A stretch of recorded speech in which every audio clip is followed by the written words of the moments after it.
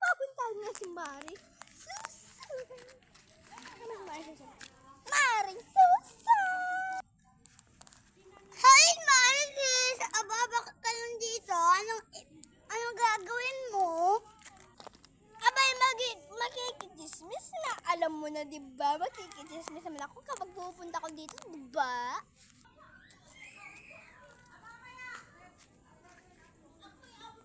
Ay! Aling Marites! Sige, magchismosa na tayo! Abay, tignan. Uy, abay, Marisusa, tignan mo si Jean. Yung laki-laki niyan, Jean. Buntis siguro yan. Aba? Saan mo yung napanood ko, Mare? Abay, nandiyan, no? Nakikita mo naman, di ba naglolo ko itong laki-laki na dyan? Oo nga pala. Parang kumain na madami. Kala ko mataba-taba lang siya. Alam mo ba, si Mildred, may madami daw kinakausap, may madami daw chinachat na lalaki sa cellphone niya. May naman sa cellphone, malamang sa ibang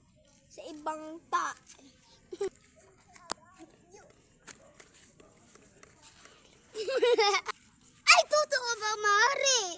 Ano ba? Kung sino pa talaga, kung sino pagkachat niya. Isis na. Maagang kinasal, 18 years old, kinasal na agad. Alam mo ba kung Mari Susan? Aba, totoo ba na, Aba, totoo ba na, maagang kinasal yan?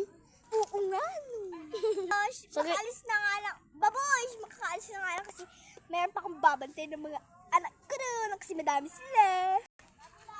Aba, sige Mari, sige. Aba, sige Mare.